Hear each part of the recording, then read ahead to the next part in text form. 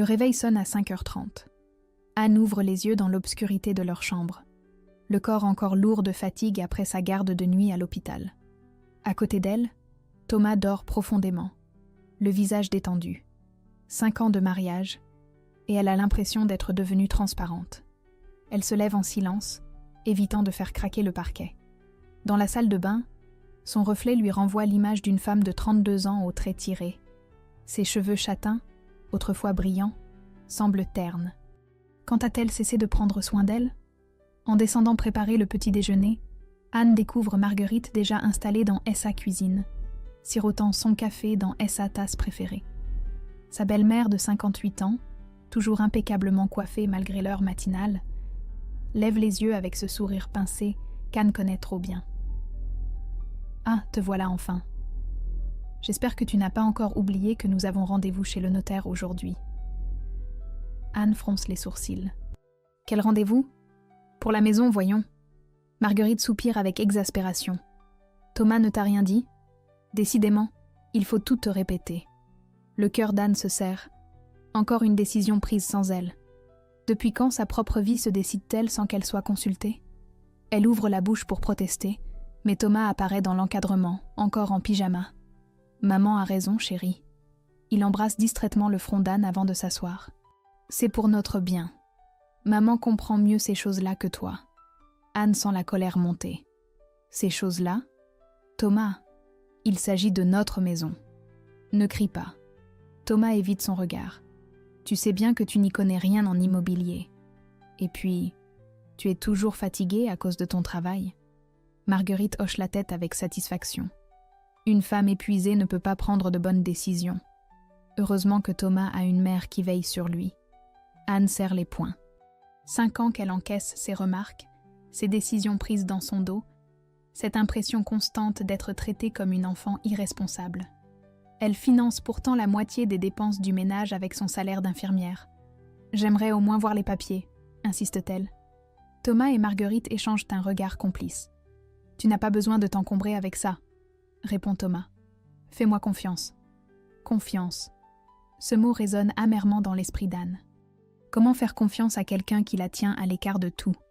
Elle remarque une enveloppe qui dépasse de la veste de Thomas, posée sur la chaise. Des relevés bancaires, probablement.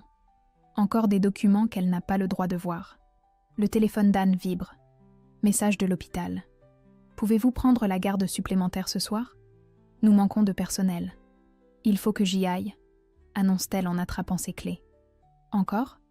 Marguerite secoue la tête avec dédain. « Mon fils mérite une épouse qui soit présente, pas une femme qui court toujours à droite et à gauche. » Anne s'arrête sur le seuil. « Ce travail nous permet de vivre décemment. »« Nous ?» Marguerite rit froidement. « Thomas a très bien vécu avant toi, ma chère. » En claquant la porte, Anne entend Thomas acquiescer. Maman a raison. Dans sa voiture, les mains tremblantes sur le volant, Anne réalise qu'elle vient de financer 5 années de sa propre humiliation. Mais aujourd'hui, quelque chose en elle refuse de se taire plus longtemps. 3 semaines plus tard, Anne prépare le dîner d'anniversaire de Thomas. 35 bougies à souffler, et elle espère encore que cette soirée pourra les rapprocher. Elle a pris un congé exceptionnel et préparé son plat préféré. Bœuf bourguignon et tarte aux pommes maison.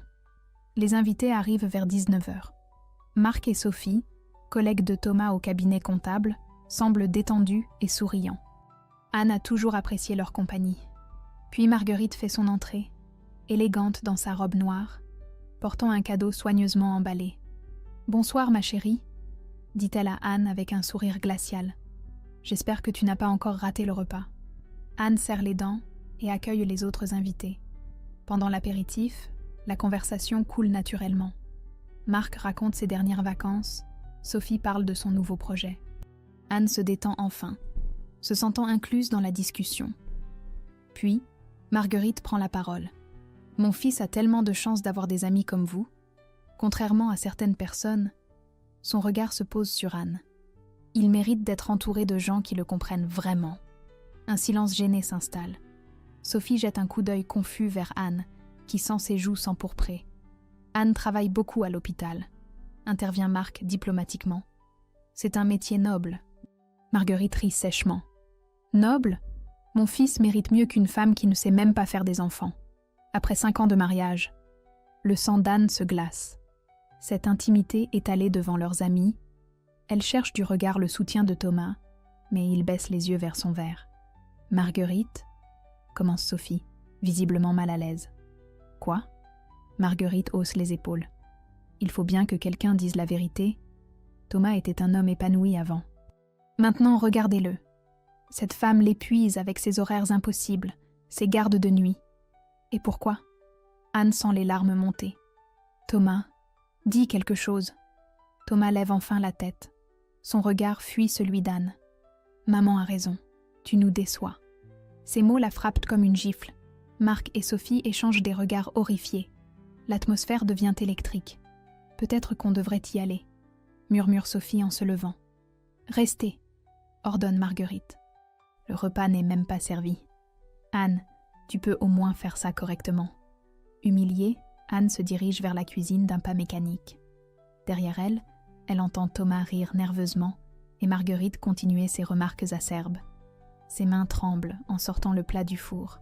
Ce soir-là, après le départ précipité des invités, Anne reste seule dans la cuisine à ranger la vaisselle. Thomas et Marguerite discutent au salon. Elle tend l'oreille malgré elle. « Tu as eu raison de ne pas la défendre, » dit Marguerite. « Il faut qu'elle comprenne sa place. »« Je sais, maman. Mais Marc et Sophie ont eu l'air choqués. Tant mieux, comme ça ils sauront qui tu es vraiment. Ne t'inquiète pas, mon chéri. Bientôt on sera débarrassé d'elle. » Anne manque de lâcher l'assiette qu'elle tient. Débarrassée d'elle ? De quoi parle-t-il exactement ? Cette nuit-là, elle reste éveillée, fixant le plafond. Les mots de Thomas résonnent dans sa tête. « Maman a raison, tu nous déçois. Pas de défense, pas de protection, pas d'amour. Juste une trahison publique qui a détruit ce qu'il restait de son estime de soi. » Pour la première fois en 5 ans, Anne se demande vraiment qui elle a épousé. Anne n'a pas fermé l'œil. À 6 heures du matin, elle descend à la cuisine et trouve Thomas en train de prendre son café, l'air détendu comme si rien ne s'était passé. Marguerite lit le journal, installée comme chez elle. « Il faut qu'on parle », dit Anne d'une voix ferme. Thomas ne lève même pas les yeux. « Pas maintenant, j'ai un rendez-vous important. »« Maintenant !» Anne claque sa main sur la table. « J'en ai assez de vos petits jeux. » Marguerite pose son journal avec un soupir théâtral. Voilà qu'elle crie maintenant, très élégant. Anne se tourne vers sa belle-mère, les yeux brillants de colère. « Vous m'avez humiliée devant nos amis hier soir. Vous avez parlé de notre intimité comme si j'étais un objet défaillant. J'ai dit la vérité, » répond Marguerite froidement. 5 ans sans enfant, c'est révélateur. « C'est Thomas qui ne veut pas d'enfant, » explose Anne. « Il me l'a dit dès le début du mariage, mais il vous laisse croire que c'est ma faute. » Le silence qui suit est assourdissant. Thomas devient livide. Marguerite le regarde, sourcils froncés. « Thomas, c'est vrai. C'est compliqué, maman. » Anne sent une rage froide l'envahir. « Compliqué ? Tu racontes à tout le monde que je suis stérile alors que c'est toi qui refuses d'avoir des enfants. » Thomas se lève brusquement. « Tu ne comprends rien. Nous ne sommes pas prêts financièrement. »« Nous ?» Anne rit amèrement. « Pendant que je paie la moitié des factures, toi, tu caches ton argent. J'ai vu les relevés qui dépassent de ta veste. » Marguerite et Thomas échangent un regard paniqué. Anne réalise qu'elle vient de toucher dans le mille. « De quoi tu parles ?» Thomas tente de paraître désinvolte. « Les retraits réguliers, les comptes que tu caches. Où va cet argent, Thomas ?» Marguerite se lève lentement, son masque de femme distinguée tombant pour révéler quelque chose de plus dur, plus calculateur. « Puisque tu veux savoir, ma petite, nous allons te dire la vérité. » Sa voix devient glaciale. « Tu n'es qu'une bonne à tout faire gratuite. Pendant que tu joues à l'infirmière dévouée, Thomas économise intelligemment pour notre avenir. » Anne recule, choquée par cette franchise brutale. « Notre avenir ? » ?»« Oui, » continue Marguerite, toute retenue abandonnée. « Tu croyais vraiment qu'on allait te laisser profiter éternellement ? Tu paies le loyer, les courses, les factures, pendant que nous construisons quelque chose de solide. » Thomas se tient derrière sa mère, le regard fuyant mais acquiesçant silencieusement. Anne sent le sol se dérober sous ses pieds. « Vous me volez ? » ?»« Nous t'utilisons, » corrige Marguerite avec un sourire mauvais. « Une bonne épouse obéit et se tait. Mais toi, tu poses trop de questions. Tu fourres ton nez partout. Thomas! Anne se tourne vers son mari, désespérée. Dis-lui que c'est faux. Dis-moi que tu m'aimes. Thomas évite toujours son regard. Tu es fatigante, Anne. Toujours à te plaindre, à vouloir tout contrôler. Maman a raison. Tu nous crées des problèmes. Des problèmes? La voix d'Anne monte dans les aigus. Je vous finance depuis 5 ans. Et nous t'avons donné un toit, crache Marguerite. Mais c'est fini. Si tu continues à nous créer des difficultés, tu finiras à la rue. Anne comprend enfin. Cette maison qu'ils achètent, ces décisions prises sans elle, ces regards complices, ils l'ont piégée depuis le début. Je veux divorcer, dit-elle d'une voix blanche. Thomas explose soudain. Parfait. Fais tes valises et retourne chez ta mère, espèce de femme inutile. On va très bien vivre sans toi. Marguerite sourit triomphalement. D'ailleurs, nous avons déjà trouvé une belle maison. Nous y vivrons très bien. Anne les regarde. Ces 2 personnes qu'elle croyait aimer et qui viennent de révéler leur vrai visage. Dans ce silence tendu, une chose devient cristalline. Elle n'a pas un mari et une belle-mère. Elle a 2 maîtres qui l'exploitent depuis 5 ans. Et maintenant, elle va se battre. Anne remonte dans sa chambre, le cœur battant mais l'esprit étrangement clair. Pour la première fois depuis des années, elle sait exactement ce qu'elle doit faire. Elle sort son téléphone et cherche sur Internet. Avocat divorce violence psychologique Lyon. Plusieurs noms apparaissent. Elle note celui de maître Claire Dubois, spécialisé en droit familial. En redescendant, elle trouve Thomas et Marguerite dans le salon, chuchotant comme des conspirateurs. Ils se taisent en la voyant. « J'ai réfléchi », annonce Anne calmement. « Je veux divorcer. » Thomas la regarde comme si elle venait de dire une énormité. « Tu ne peux pas être sérieuse. Je n'ai jamais été aussi sérieuse de ma vie. » Le visage de Thomas se déforme de rage. Il se lève d'un bond, pointant un doigt accusateur vers elle. « Tu es complètement folle. Après tout ce qu'on a fait pour toi, fait pour moi ?» Anne reste d'un calme glacial. « Vous m'avez utilisée comme une domestique payante pendant 5 ans. »« Domestique ?» hurle Thomas. « Tu vis dans ma maison, tu manges ma nourriture, que je paie avec mon salaire. » Marguerite se lève à son tour, le visage tordu par la haine. « Espèce d'ingrate, mon fils t'a épousée par pitié. Tu n'étais rien avant lui. » Anne sent quelque chose se briser définitivement en elle. « Par pitié ?» Thomas, hors de lui, se met à crier. « Oui. Tu croyais quoi? Que j'étais amoureux? Regarde-toi. Tu es fatiguée, vieillie, ennuyeuse. Fais tes valises et retourne chez ta mère, espèce de femme inutile. » Les mots frappent Anne comme des coups de poignard. Mais étrangement, au lieu de la détruire, cette cruauté la libère. Tous les doutes qu'elle avait sur elle-même s'évaporent. Ce n'est pas elle le problème. C'est eux. D'ailleurs, continue Thomas avec un sourire mauvais, nous n'avons plus besoin de toi. Nous allons vivre dans la nouvelle maison. Anne fronce les sourcils. Quelle nouvelle maison? Marguerite et Thomas échangent un regard complice. Celle qu'on a achetée, bien sûr, dit Marguerite avec satisfaction. Une belle maison avec jardin. Parfaite pour un nouveau départ. Achetée avec quel argent? Demande Anne, une peur sourde naissant dans son ventre. Thomas rit méchamment. Avec nos économies, évidemment. Tu ne pensais quand même pas qu'on allait te consulter? Anne comprend soudain. Les relevés cachés, les retraits mystérieux, les décisions prises sans elle.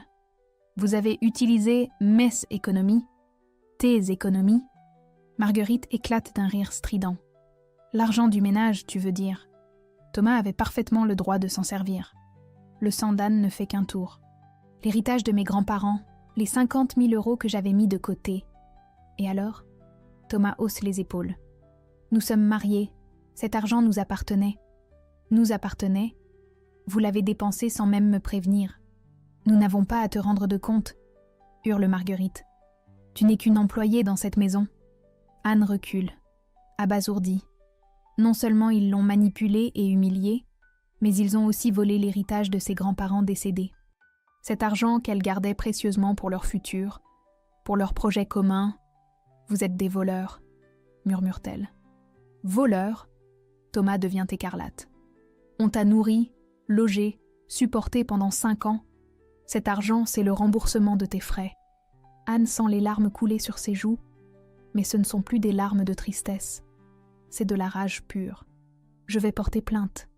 Et c'est donc, ricane Marguerite. Qui va te croire? Tu n'as aucune preuve. Et nous témoignerons que tu es instable. Thomas s'approche d'Anne, menaçant. Et n'oublie pas, cette maison est à mon nom. Si tu pars sans rien. Anne les regarde tous les deux. Ses visages déformés par la haine et la cupidité. Ces personnes qu'elle a aimées et qui viennent de révéler leur vraie nature monstrueuse. Vous avez raison, dit-elle d'une voix étrangement calme. Je vais partir, mais pas comme vous le croyez. Elle monte dans sa chambre, fait rapidement un sac avec l'essentiel et redescend. Thomas et Marguerite la regardent avec satisfaction. Enfin, soupire Marguerite. Bon débarras. Anne s'arrête sur le seuil et se retourne une dernière fois. Vous pensez avoir gagné, mais vous ne me connaissez pas. Elle claque la porte et monte dans sa voiture. Destination, le cabinet de Maître Dubois. La guerre vient de commencer. Le cabinet de Maître Claire Dubois se trouve dans une rue calme du 6e arrondissement. Anne pousse la porte, son sac à la main et le cœur lourd.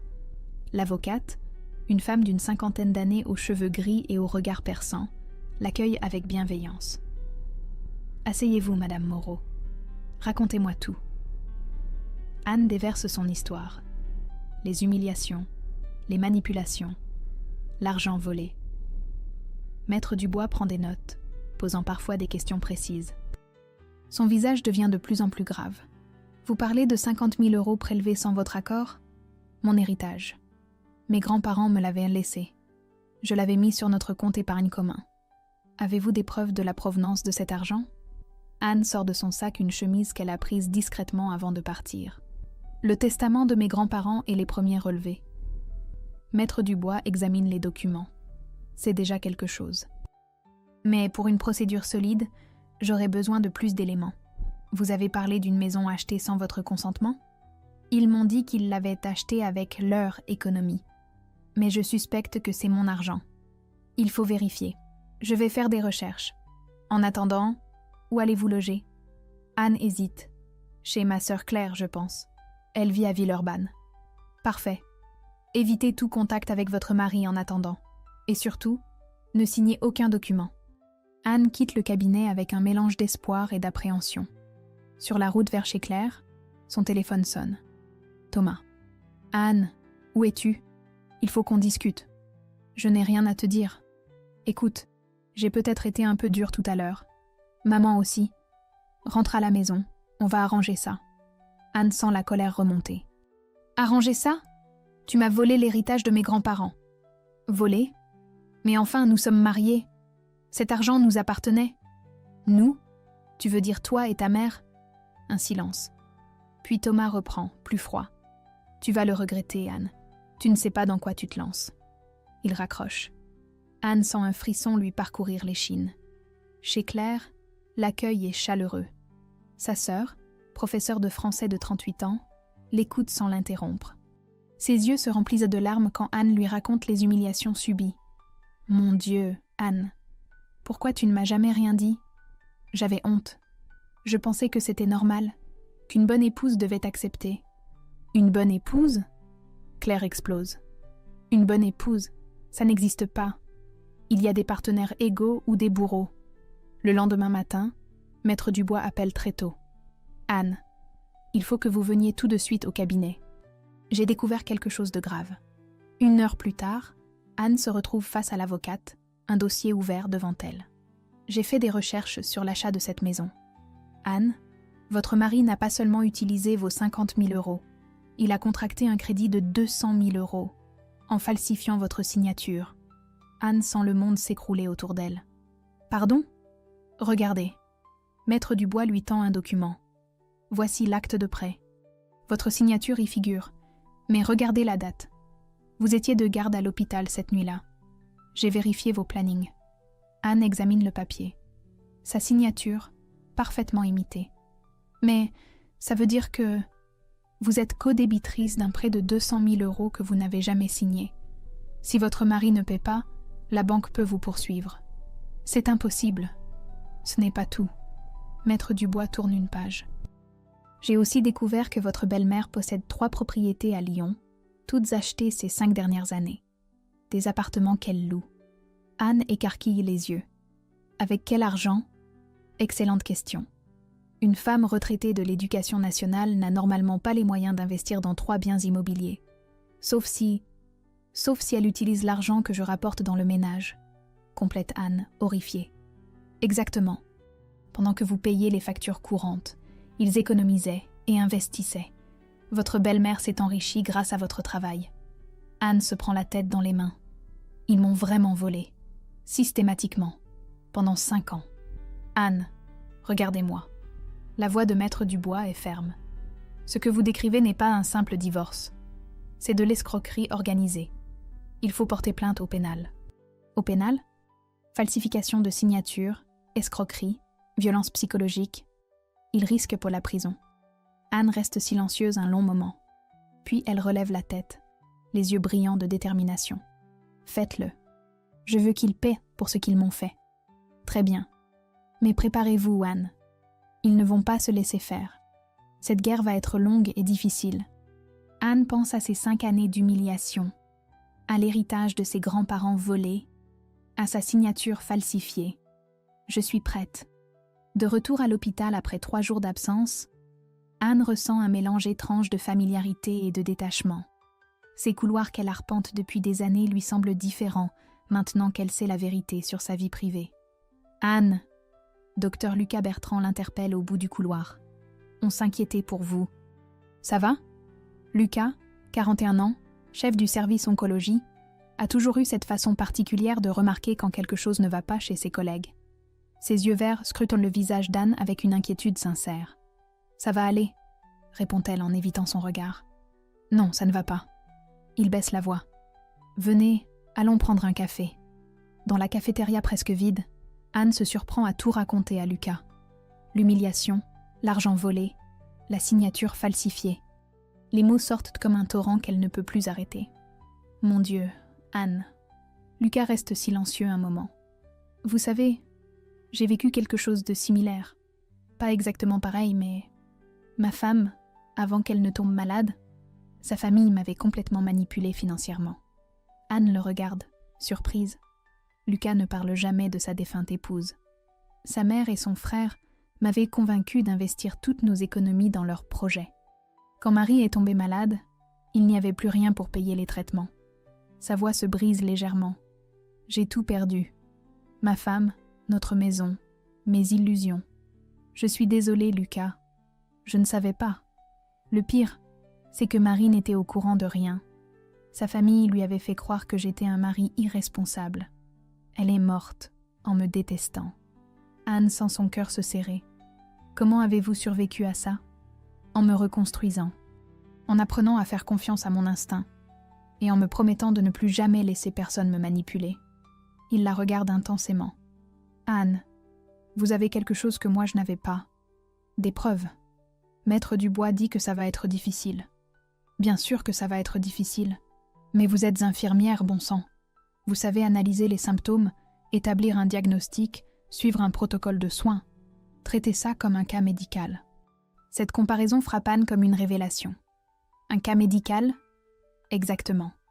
Vos patients sont Thomas et Marguerite. Vous avez identifié la maladie. Manipulation et fraude. Maintenant, il faut le traitement. Le lendemain, Anne retourne chez Maître Dubois avec un plan précis. Elle a passé la nuit à réfléchir aux conseils de Lucas. « J'ai réfléchi à une stratégie », annonce-t-elle. Comme une infirmière qui prépare un protocole de soins. L'avocate sourit. « Je vous écoute. D'abord, continuez à jouer la femme soumise. S'ils croient que j'ai capitulé, ils vont baisser la garde et faire des erreurs. Intéressant. Et ensuite, rassembler plus de preuves. J'ai accès à notre compte commun en ligne. Je peux imprimer tous les relevés des 5 dernières années. Et j'ai encore quelques affaires à récupérer à la maison. Attention, ne prenez aucun risque. Je connais leurs habitudes. Thomas travaille jusqu'à 19h. Marguerite fait ses courses le mardi après-midi. J'aurai le champ libre. Anne se tait un moment, puis reprend. Maître Dubois, vous avez parlé d'autres victimes? Comment ça? Lucas m'a dit que les manipulateurs ne s'arrêtent jamais à une seule victime. Ils reproduisent leur schéma. Est-ce que Thomas ou Marguerite ont déjà fait ça avant ? L'avocate la regarde avec admiration. Excellente question. Je vais enquêter sur le passé de votre belle-mère. Et sur les précédentes relations de Thomas. Parfait. Moi, de mon côté, je vais faire semblant de vouloir récupérer Thomas. Les laisser croire qu'ils ont gagné. C'est risqué, Anne. Non, c'est stratégique. Si je joue bien, ils vont me révéler d'autres choses. Peut-être même avouer leurs crimes devant témoins. Anne se lève, déterminée. J'ai été leur victime pendant 5 ans. Maintenant, c'est moi qui vais les étudier comme des spécimens. En sortant du cabinet, Anne croise son reflet dans une vitrine. Pour la première fois depuis des semaines, elle reconnaît la femme qu'elle était avant Thomas. Intelligente, déterminée, forte. Cette femme-là va gagner. Anne prend une profonde inspiration avant de composer le numéro de Thomas. 3 jours qu'elle peaufine son plan. Il faut que sa voix soit parfaite. Fragile, repentante, vaincue. Thomas ? C'est moi. Anne ! La surprise dans sa voix est évidente. Où es-tu ? Chez Claire. Écoute, j'ai beaucoup réfléchi. Elle force sa voix à trembler. Tu avais raison. J'ai été stupide. Un silence. Elle l'imagine en train de sourire, savourant sa supposée victoire. Continue. Je veux rentrer à la maison.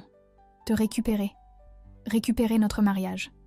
Les mots lui brûlent la gorge, mais elle continue. J'ai arrêté toutes les procédures. Tu as arrêté ? Oui. J'ai dit à l'avocat que c'était une erreur. Que j'étais fatiguée, perturbée. Anne ferme les yeux. Thomas, je t'aime. Pardonne-moi. Elle entend Thomas qui chuchote quelque chose à quelqu'un. Marguerite, certainement. Bon, si tu promets d'arrêter tes caprices, on peut en discuter. Mais il y a des conditions. Lesquelles ? D'abord, tu présentes tes excuses à maman. Ensuite, tu signes des papiers pour régulariser la situation de la maison. Le piège fonctionne. Des papiers ? Oui, pour que tout soit clair entre nous. Histoire d'éviter d'autres malentendus. Anne devine ce que ces papiers contiennent vraiment. Une validation légale de leur vol. D'accord. Quand ? Demain soir. Chez le notaire. 18h. Parfait. Thomas ? Elle met toute la fausse émotion possible dans sa voix. Je t'aime. Merci de me donner une seconde chance. MMH, à demain. Anne raccroche et appelle immédiatement Maître Dubois. Ils mordent à l'hameçon. Rendez-vous demain chez le notaire. Je pense qu'ils vont essayer de me faire signer quelque chose qui légalise leur escroquerie. Parfait. J'ai du nouveau aussi. J'ai trouvé trace d'une précédente victime. La première femme du frère de Thomas. Elle a divorcé en 2018, après avoir découvert que sa belle famille l'avait ruinée. Marguerite était impliquée ? Jusqu'au cou. Même schéma. Manipulation, isolement, vol progressif. Cette femme, Sylvie Martin, accepterait de témoigner. Excellent. Pour demain, qu'est-ce qu'on fait ? Vous allez porter un micro. Et moi, je serai cachée dans le bureau voisin avec un huissier. Il faut qu'ils avouent leurs crimes devant témoins officiels. Le lendemain, 17h45, Anne entre dans l'étude notariale. Son cœur bat la chamade, mais extérieurement, elle affiche le masque de la femme repentante. Thomas et Marguerite l'attendent, souriant comme des prédateurs devant une proie blessée. « Ma petite Anne !» Marguerite l'embrasse avec une fausse chaleur. « Enfin, tu retrouves la raison. Pardonnez-moi pour l'autre jour.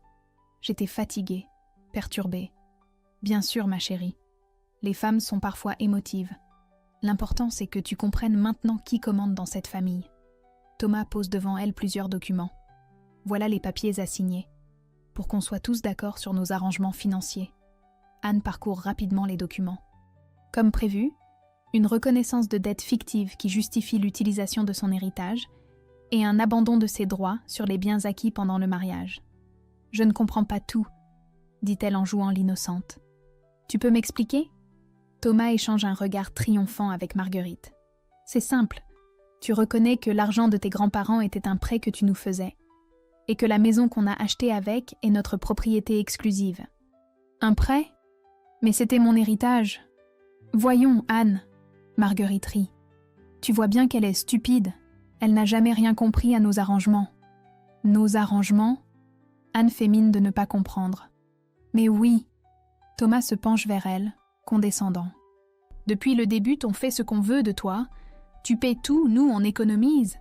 C'était le plan depuis le mariage. Le plan ? Marguerite glousse. Tu croyais vraiment qu'il t'avait épousée par amour ?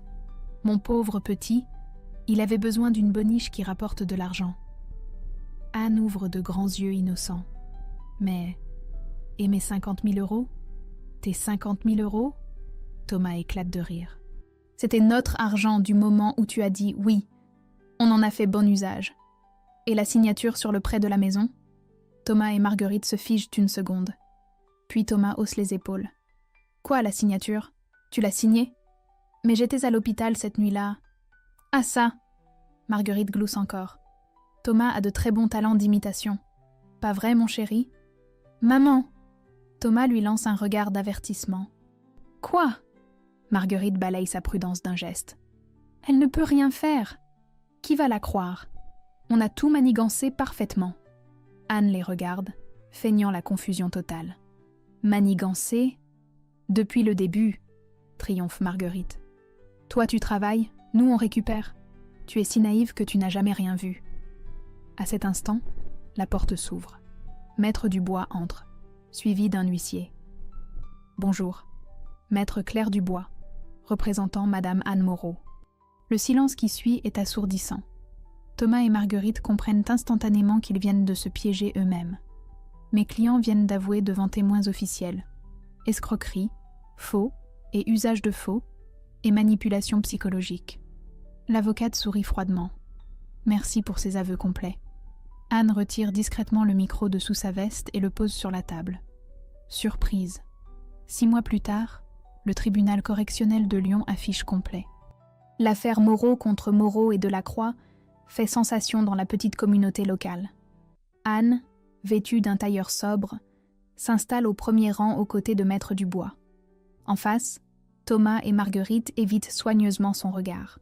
L'accusation retient les charges suivantes, annonce le procureur. Escroquerie en bande organisée, faux et usage de faux, et violence psychologique conjugale. Thomas a maigri. Ses cheveux ont grisonné prématurément.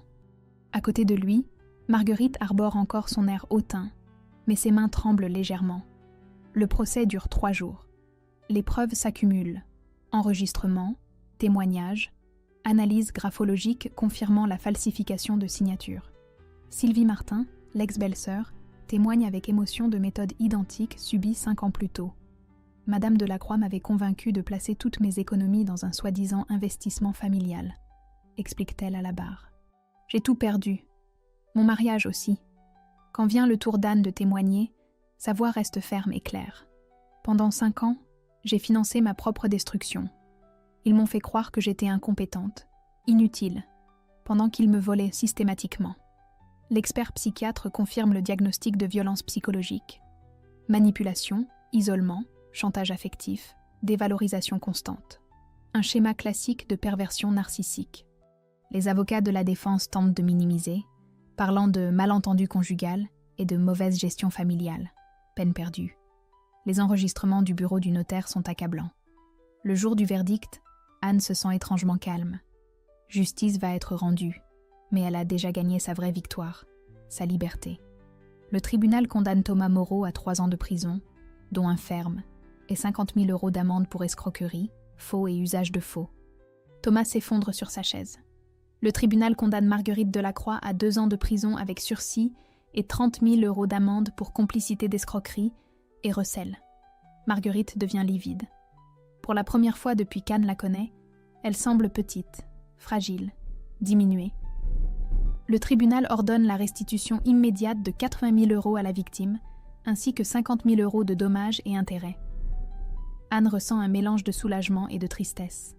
Ces 2 personnes qu'elle a aimées viennent de voir leur vie détruite par leur propre cupidité.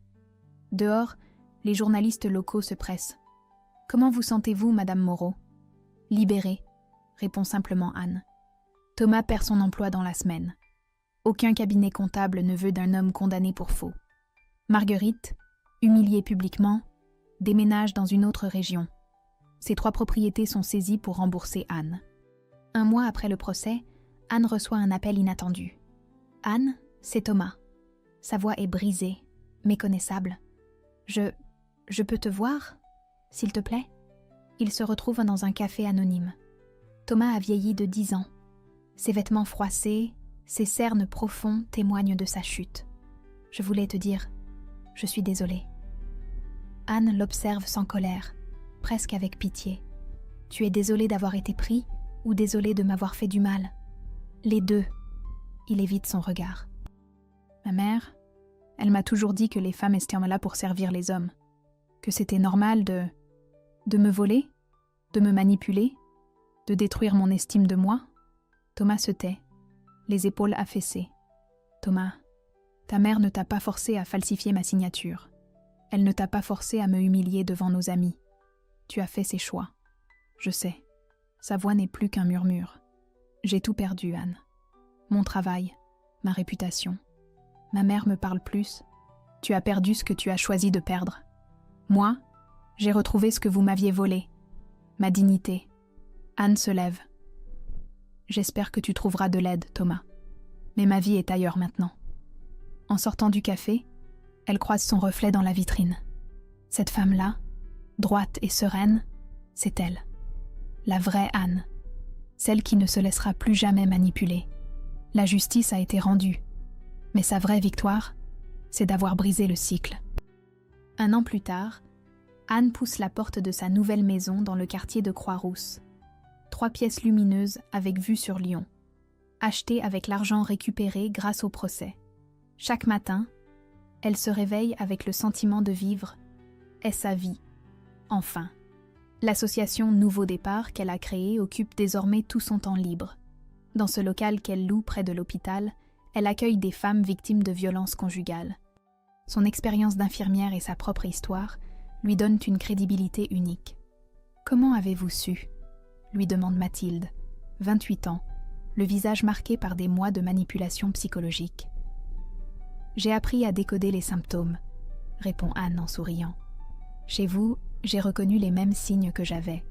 La fatigue permanente, l'autocritique constante, cette façon de vous excuser pour tout. » Mathilde hoche la tête, les larmes aux yeux. « Mon mari dit que je suis folle, que personne ne me croira.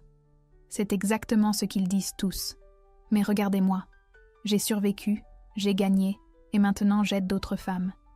Vous aussi, vous y arriverez. » Depuis l'ouverture de l'association, Anne a déjà accompagné 15 femmes vers la sortie de leur enfer domestique.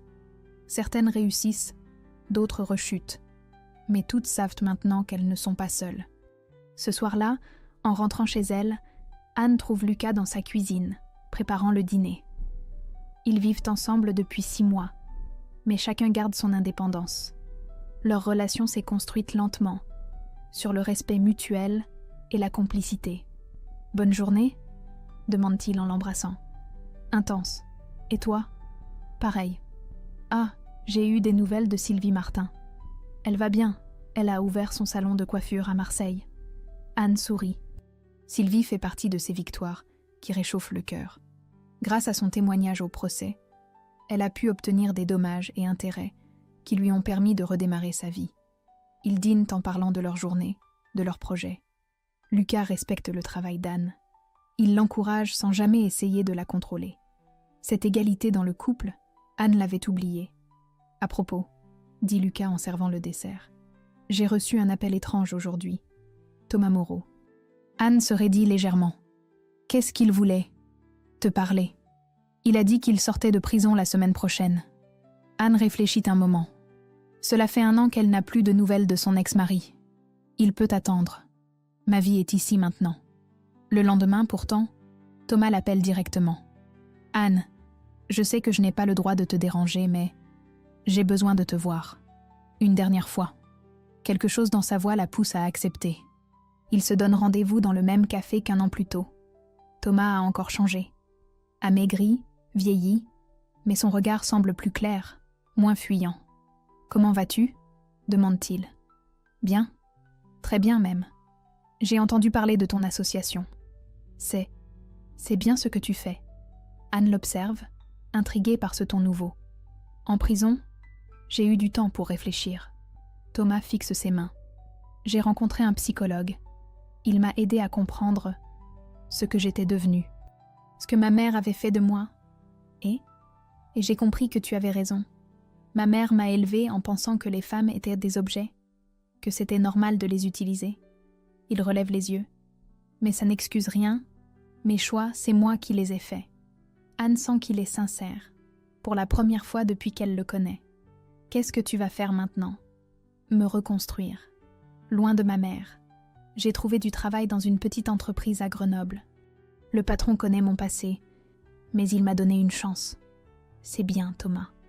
Il se tait un moment, puis reprend. Je voulais juste te dire merci. Me remercier? Tu m'as sauvée, Anne. Si tu n'avais pas eu le courage de te battre, je serais encore en train de reproduire le même schéma, peut-être avec une autre femme. Tu as brisé le cycle. Anne ressent une émotion inattendue. Pas de l'amour, pas du pardon complet, mais une forme de paix. J'espère que tu trouveras ton chemin, Thomas. Le vrai cette fois. En rentrant chez elle, Anne croise sa voisine, Madame Petit, qui promène son chien. « Bonsoir Anne, votre jeune homme prépare quelque chose de spécial, on dirait. » Intriguée, Anne monte les escaliers 4 à 4. Elle pousse la porte et découvre son salon transformé. Bougies, pétales de rose, musique douce. Lucas apparaît, souriant, un petit écrin à la main. « Lucas, qu'est-ce que... » Anne Moreau, femme extraordinaire, infirmière dévouée, guerrière courageuse. Il s'agenouille. « Veux-tu m'épouser ?» Anne éclate de rire, surprise et émue. « Sérieusement ? J'ai 41 ans, tu en as 33. Nous avons tous les deux survécu à l'enfer. Maintenant, nous méritons le bonheur. Un vrai bonheur, basé sur l'amour et le respect. » Anne le regarde. Cet homme qui l'a soutenue, respectée, aimée, sans jamais essayer de la diminuer. « Oui, » dit-elle simplement. Dans ses bras, Anne ferme les yeux et sourit. Elle a parcouru un long chemin depuis cette femme invisible qui se réveillait à 5h30 dans une vie qui n'était pas la sienne. Aujourd'hui, elle est libre, forte, amoureuse et utile aux autres. Elle a gagné bien plus qu'un procès. Elle a gagné sa vie.